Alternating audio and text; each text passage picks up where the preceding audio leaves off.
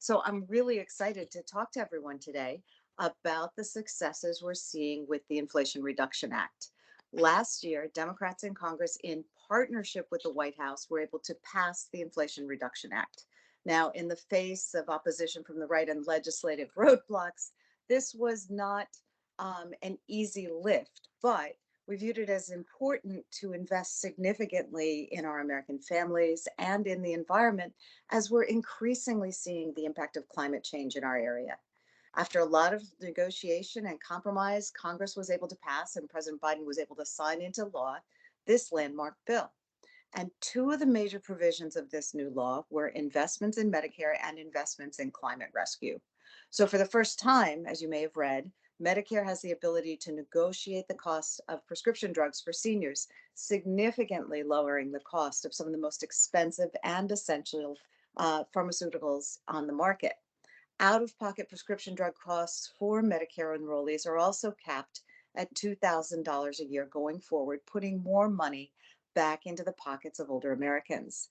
At a time of high inflation, we know these savings are critical for our seniors. And Pennsylvania has a higher proportion of seniors than many other states. So we know this investment will pay dividends, particularly for our region.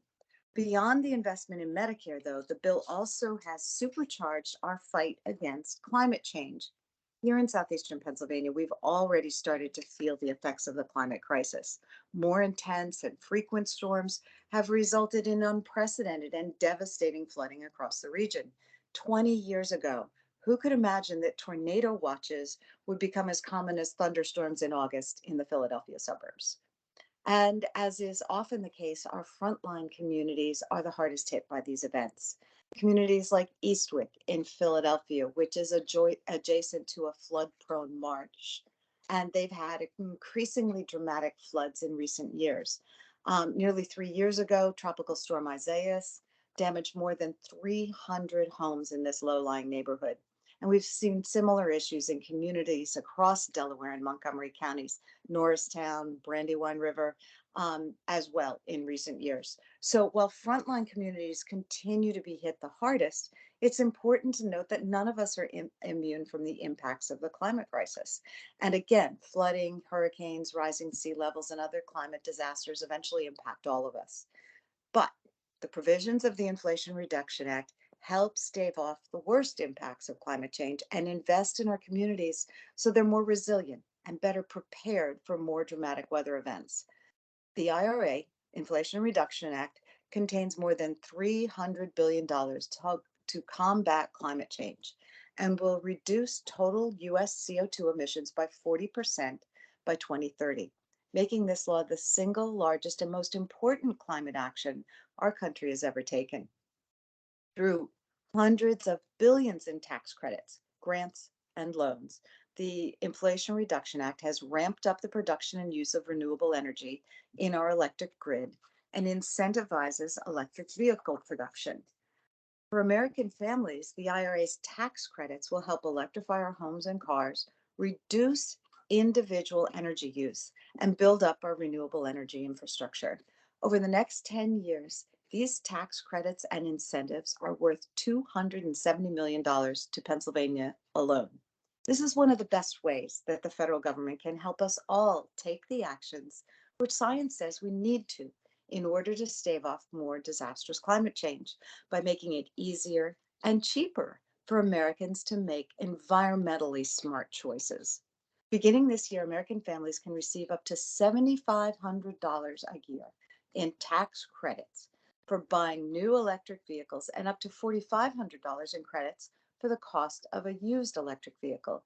You can also get up to $14,000 in tax rebates for home energy upgrades like electrifying your home, installing energy efficient heat pump, or getting new windows and doors.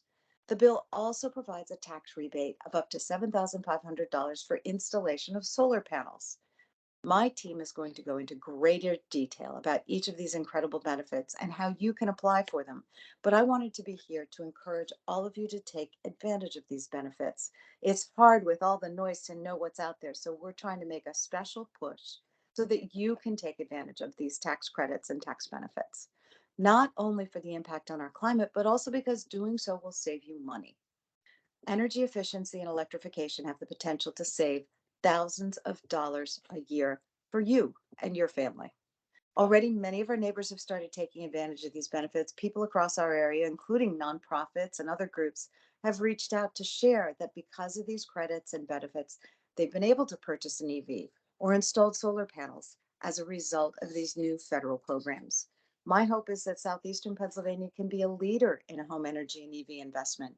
I want the rest of our country to look to us as an example of a clean energy future, and it'll take all of us having conversations like this in order to get there. With that, I'm going to kick it over to the team. I'm so grateful for them, digging into the weeds here and trying to make it easier for everyone to understand how these benefits roll out. So they're going to lead a presentation on these consumer benefits and then be available for questions. So thank you again, everyone, for joining us. And with that, thank you, Luke. Take it away. Fantastic. Thank you so much, Congresswoman, and thank you so much for spending the time today. I know it's a busy time in DC and in the district. So I'm going to be sharing my screen, and please let me know if you're not able to see it. If anything comes up during the chat, during the discussion, please don't hesitate to put something in the chat.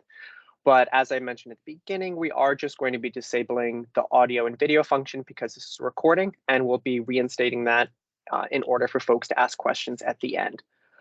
In addition to that, there is one piece of this, which is the Inflation Reduction Act's climate and energy cost benefits that has not been released yet. We'll talk about that further, and I'll also be able to provide this and other resources that discuss the Inflation Reduction Act's tax credits, rebates, and electrical vehicle benefits later after the event. In addition, feel free to put your email in the chat, and I'd be happy to send you any follow-up resources that may come through. But let's begin.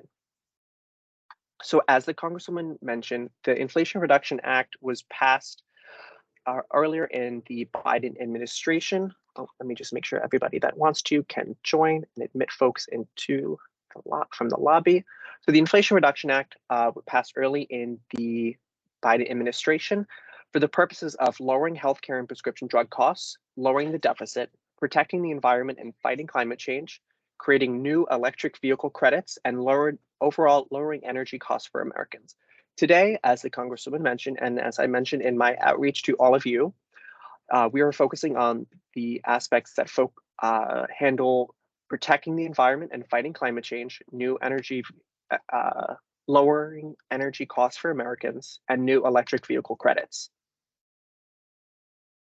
So to begin, we'll start with the programs to lower energy costs. So there are 4 main programs that are part of the Inflation Reduction Act that are targeted towards assisting consumers in lowering their energy costs. These are the Energy Efficient Home Improvement Credit, the Residential Clean Energy Credit, the Home Efficiency and Electricity Project Rebates, and the New Clean Vehicle Credit. When it comes to these 4 items, 3 of them are handled directly by the federal government. That is the 3 tax credits, and the Home Efficiency and Electricity Project rebates are handled at the state level using federal funds, but more on that later. To start, the Energy Efficient Home Improvement Credit. So through the end of 2022, there was already a tax credit that was related to improving your home's energy efficiency, but it was a $500 lifetime credit. So you could only, as in the lifetime of a taxpayer and a tax filer, you could only do up to $500 your entire life. However, the Inflation Reduction Act has increased this to be an annual credit of up to approximately $3,200. So that means as long as this credit is in effect, which I believe is approximately 1 decade until the 2030s, you can get $3,200 per year as a tax filer. This credit is split into 2. The first is a credit of up to a maximum of $1,200. This credit is equal to approximately 30% of costs for the following: qualified energy efficiency improvements, residential energy property expenditures, and home energy audits. We'll go into more detail about this in the next slide, But in addition to that, there are also IRS resources that go into detail about specific products and also where you can buy those products. There is also an additional aggregate maximum on top of the $1,200 with a maximum of $2,000 once again per year for heat pumps, water heaters, and biomass stoves and boilers.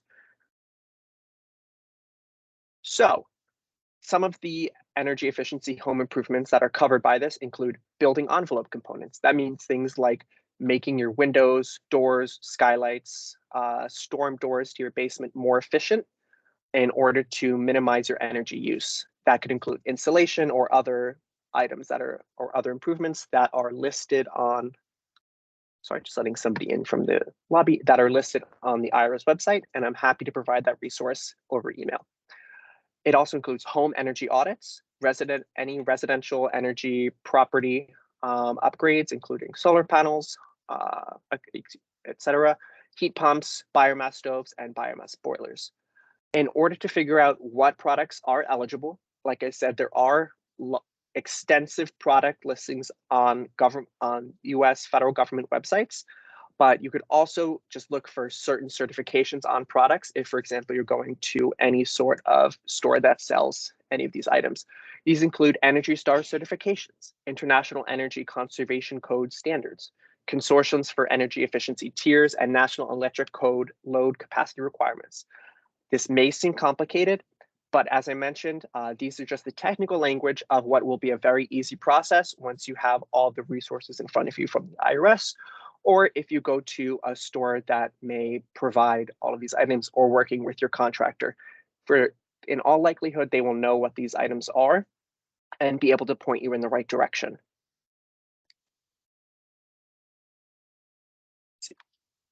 There we go.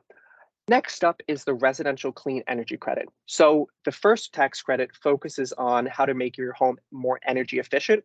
And this is focusing on how to make the energy that your home uses cleaner. Starting this year, families and tax filers can claim up to 30% credit. That's 30% of however much it is for qualified expenditures for residential energy efficiency projects through 2033. So same timeline for the next decade. There is no maximum dollar amount here. 30% of whatever the qualified expenditures are. This includes solar panels, solar water heaters, fuel cells, wind turbines, geothermal heat pumps, and battery storage. So if, for example, you are buying, let's say, $10,000 worth of solar panels that are eligible for the credit, you will be able to claim up to 30% of the credit back on your taxes. So that's $3,000 tax credit. Okay. And also, because these are tax credits, they do not go beyond what your tax burden is. For example, if you're only paying, let's say, $1,000 in taxes in the tax year 2023, but you have $3,000 worth of tax credits from your solar panels, you will only be able to get an amount equal to the taxes that you're paying. You cannot do more. So let's move on. And as I mentioned, time for questions at the end. So home efficiency project rebates. So the state, so everybody on this call should be living in the Commonwealth of Pennsylvania. So this is a project that will be run by the state pending approval from the US Department of Energy. Every state has to come up with a program using federal dollars. For example, here, Pennsylvania is allocated approximately $129 million from the US government in order to provide point of sale rebates. So when you're going to buy these items that we'll get into, you would automatically get the money back and the price will be reduced. The first is the home efficiency project rebate, and this includes high efficiency electric appliances, for example, a high efficiency electric stove or a high efficiency air conditioning unit, and home refits. This is going to be set up by the state. They were supposed to get it done by the end of summer. I know that summer ends in, I think, maybe 12 hours. So as you can imagine, I don't think the state's going to be getting it in within the next 12 hours. but they are supposed to get it in sometime in late summer or early autumn. We are going to be sure to be sending out all the resources that are available when this does come into effect. But it'll be a well-publicized thing, and keep this in mind for any purchases that you're making in the near future. In addition to the home efficiency, this is home electrification project rebates. So this also is going to be a consumer rebate at the point of sale. So when you're going to buy these items, to be run by the Commonwealth of Pennsylvania pending approval from the US Department of Energy. This is going to be income capped. So anybody on here who falls under low or moderate income brackets that will be designated by the state will be able to get large rebates at the point of sale for the following items: heat pumps, clothes dryers, stoves, cooktops, ovens, electrical wiring, insulation, air sealing, ventilation. This is going to be federal funding provided, appropriated by the US Congress to the individual states.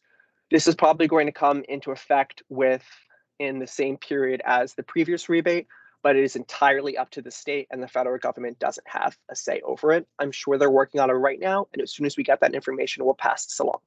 So we just mentioned three main projects. That is the rebates, and the two tax credits so far. Those three credits and rebates are stackable. That means you can use the home electrification project rebate to buy a heat pump, and also that qualifies for the tax credit. These are not either or projects. These are supposed to be an entire array of things that you can use to improve your home, to lower your energy costs, and to make your energy usage more green. Moving on, we have something that I know a lot of folks on this call probably have heard about in the news. This is the new clean vehicle credit. So this is going to sound complicated at first, but then I have a phenomenal resource that the federal government has provided that will make it so much easier for everyone on this call. So any vehicle purchased after April 17th, as long as your incomes are below $300,000 for married couples filing jointly, $225,000 for heads of household, or $150,000 for any other filers, can receive a tax credit up to $7,500 under two conditions. One, this vehicle meets a critical minerals requirement. That means that only countries that have a favorable trade relationship with the United States provided the critical minerals, and the vehicle meets certain battery components, which means that they were essentially made in America. This is split up in two, so you could have a car that you buy, an electric vehicle that you buy that only has one of these, and you'll be able to get at least one of those two credits. In order to claim it, the full $7,500, there is a form that you will have to fill out, but when you go to the car dealership, the dealer will provide it for you. So this sounds complicated. How are you supposed to know if your vehicle that you're purchasing matches a critical minerals requirement? Are you supposed to go in and look yourself? Are you supposed to check out the battery yourself? Look at the sourcing? Don't have to worry about any of that. There is a super easy website that you can use. It's called fueleconomy.gov. What you do is, if you want to buy a car, you go to fueleconomy.gov and you can filter their special purchase scenario table. April 18th has passed, so you'll check the first box, vehicle placed in service on or after April 18th, 2023. And then on the right, it'll pop up a list of every single car that is eligible. So for example, if you want to buy a Cadillac Lyriq, you can see that the suggested price of a Cadillac Lyriq is $80,000. A lot of folks might not be able to afford an $80,000 car. This is just a suggested price. You might be able to get a much cheaper version of this at a dealership. So that you do not have to worry about these prices here. The focus is the credit amount. If you buy a Chevy Bolt for approximately $55,000, likely it'll be a lot less. You will get a $7,500 tax credit back. This includes electric vehicles and plug-in hybrids. Any car that shows up on here, you are eligible to receive that credit. You could buy a Chevy Bolt EUV, a Chevy Equinox. It's not just Chevys, Cadillacs, and BMWs. There is a number of different vehicles here. This is just what I could fit on the page. There are options from a number of different brands and a number of different dealerships. But as long as this is on here, you'll see it was assembled in North America by North American labor. You can see that whether or not it's a hybrid, in which case it gets the lower credit, or full electric vehicle. And this credit is going to be available for the next decade. In addition, I just want to provide some other federal resources that will be available to folks that that want to inquire about any of these credits or more. Like I said, fueleconomy.gov is one of the best resources for looking up anything that has to do with electric vehicle tax credits. Cleanenergy.gov is where you want to go if you want more information about any of the other tax credits. For certain folks, depending on where you live, you might also be able to access the Weatherization Assistance Program. This is something completely separate from the Inflation Reduction Act, but it is used in certain areas to provide lower income folks with resources to help pay for upgrades for their homes to protect it from weather, different types of weather. There's also a number of loan fund capitalization grants. And if you have any issues about your federal grants, about your federal benefits, you can go to benefits.gov or call our office at 610-626-2020. We can help with Social Security, veterans benefits, things like that. That's 610-626-2020. So some key dates and relevant updates. As long as all of these tax credits came into effect on January 1st, April 18th was the filing date for the tax year. This year, these two dates have passed. Autumn 2023 is going to be when we expect the rebates to come out. Crossing my fingers that the state works and is able to get it done, and I have the utmost faith in them to do it. And April 15th, 2024 is when you'll be filing your the usual tax filing deadline for tax year 2023. This is when you'll be filing for these tax credits that I've already mentioned. So thank you so much. I'm going to leave this up for a little bit, and I am going to go back and allow you good folks to, let's see. I'm going to allow you good folks to turn on your microphones. Please bear with me for just a second as I do so. Meeting options. Let's see. Okie doke. And now if you could just use the raise hand function, and I'd be happy to answer any questions that anyone might have. Okie dokie. I see Brandy Lewis Anderson has one. Brandy, you should be able to unmute yourself. Why don't you go first?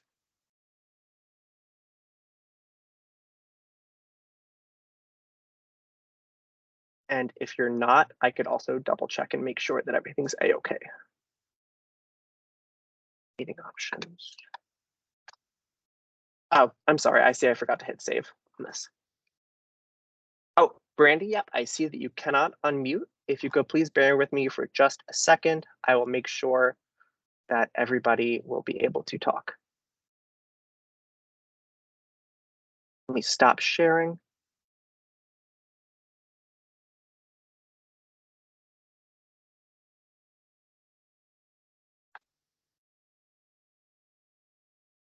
And if at any point anybody is able to unmute, please let me know, and you can just give a shout.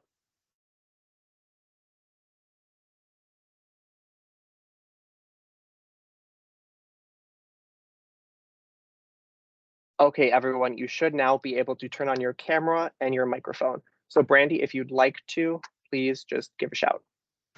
Hi, how are you? I'm so good. Thank you for joining today, Brandy. So my question was, I'm very interested in the electric vehicles, and thank you for providing all this information. I actually had a hybrid car a few years ago, but the engine got flooded. So unfortunately, I had to put my baby to bed. I say that to say, I am interested in an electric vehicle, but could you get it from, it could be a used vehicle also? Yes, that's a fantastic question. You can buy used vehicles. However, it is essentially a case by case basis. It's much more complicated. So you'll have to either go and talk to the dealer about this, or I could look up and see the specific requirements on the IRS website. There are very generous tax credits with regards to buying used cars, though, that are electric and hybrid vehicles. Why don't I, Your email is in the chat. Yeah. So if anybody has this question, also feel free to put it in the chat, and I'll just shoot you a quick email about with the IRIS resources. And please continue, Brandy. I'm sorry. Yeah, thank you so much. And then just one more question about the weatherization. I'm a renter, and if I present this to my landlord, will he be able to sign up for the weatherization, or is that something I would sign up for? That's a great question. A lot of these programs are mostly focused on owners. So send these things to your landlord and let him know that you talked to the Congresswoman's office. They suggested these resources, and does he have any interest in utilizing these tax credits? Okay, thank you so much. Have a good day. Of course. Thank you, Brandy. And I believe, Robin, you're next, I believe. So if you'd like to unmute yourself, and I'd love to answer your question. Hi, Luke. Thank you for the presentation. I guess first I would say, if I were the gas industry, I would be hoping that the Pennsylvania DEP would slow walk the finalization of regulations. And we are losing time, we're losing a whole building season. So I hope that the Congresswoman's making clear to Pennsylvania that we need to actually get this money made available to people while they can take advantage of it.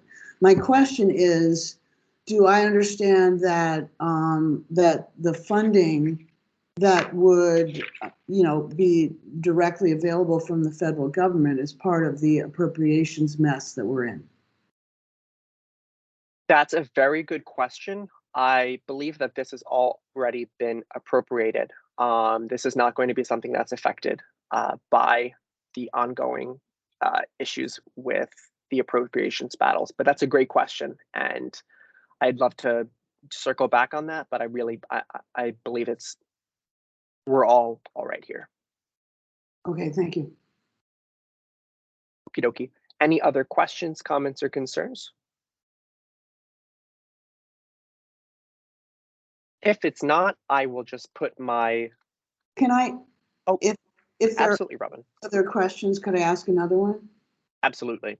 So, it seems to me that there's a challenge for heating and cooling firms and specialists to transition to building electrification, to have the expertise on staff to actually do the work. And also there's probably a lot of inventory of gas-fired heating system, equipment. And so what in the IRA can provide some support for transitioning, companies and workforce transitioning to, electrified systems? That is a really fantastic question, Robin. There's nothing that I'm immediately familiar with, but I do know that the federal government, including our office, has been extremely communicative with private industry about the resources available, what things to expect, and also any changes that come with regards to the regulatory environment and upcoming credits for individuals and for businesses. Thank you. Of course. So if there's no other questions, I'm just going to mute myself, turn my camera off, and then I put my email in the chat. And then after a few minutes, I will close the call. Thank you all so much. Please do not hesitate to reach out to me or reach out to our office. Like I said, our number is 610-626-2020, and you can ask for Luke. In addition, my email, luke.o'connell@mail.house.gov, is in the chat. Thank you all so much for your time today, and I hope you're able to get a little bit more information about the resources that you have available. Please take care.